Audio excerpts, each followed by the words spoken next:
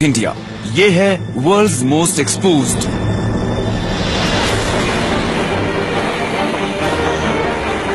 कुछ जगह ऐसी होती हैं जहां पर रेलवे ट्रैक्स बिछाना अच्छा आइडिया नहीं होता, जैसे कि लहरों से भरे समुद्र के बीच। ये सोचकर हैरानी होती है कि ये रेल ब्रिज अभी तक टिका कैसे हुआ है। इस रेल रोड ने इतनी ज्यादा मुसीबतें झेली हैं कि आप इसके बारे में सोच भी नहीं सकते। इस ट्रैक का सबसे खतरनाक दुश्मन है इंडियन ओशन। ऐसे ट्रैक पर कोई ट्रेन अगर पटरी से उतर जाए तो बचने की उम्मीद ना के बराबर होगी। ये एक चमत्कार ही है कि ये अभी तक खड़ा कैसे है। Pamban bridge, the world's most exposed railway.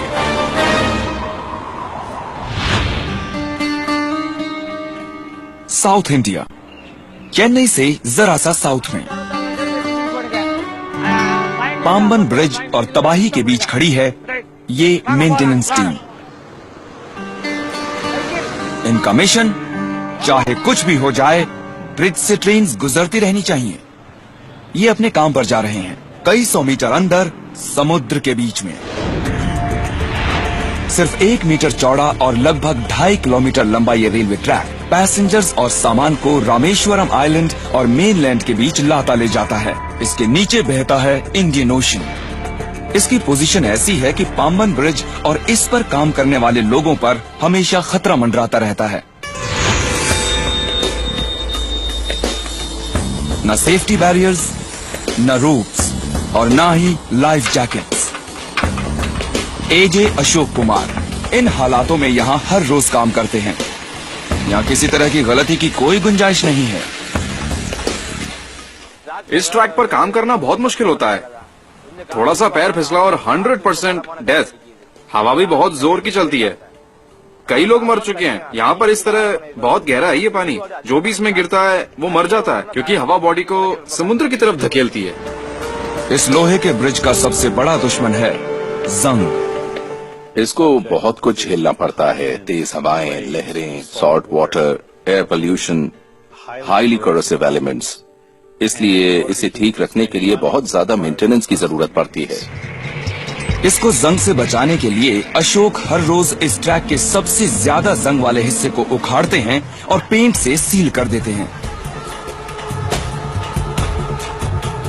लेकिन यहाँ पर इन्हें सिर्फ अपना पैर फिसलने की चिंता ही नहीं होती, क्योंकि जिस वक्त ये क्रू यहाँ पर काम कर रहा होता है, इस पर से ट्रेन्स गुजरती रहती हैं और उस वक्त सबसे पास वाला सेफ्टी प्लेटफॉर्म 30 मीटर की दूरी पर हो सकता है। ये इंडियन रेलवे सिस्टम के इतिहास की एक बेहद अहम कड़ी है और इसीलिए इतनी कोशिश की जाती है इसको ठीक रखने की, और अगर कुछ हो जाए तो इसे रिपेयर करने की भी। लेकिन ये मेंटेनेंस टीम ज्यादा कुछ नहीं कर पाती जब कुदरत अपना असली रंग दिखाती है, क्योंकि ये है एक साइक्लोन कंट्री।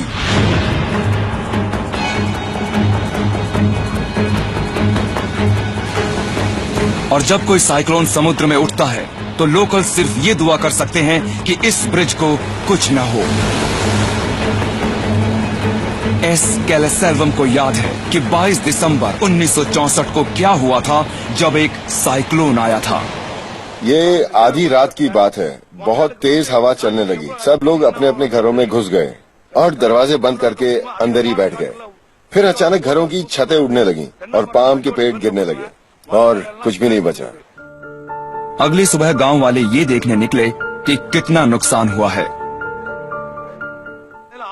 सुबह 6 बजे जब सबने देखा क्या हुआ है तो साफ पता चल रहा था ब्रिज को बहुत ज्यादा नुकसान पहुंचा है।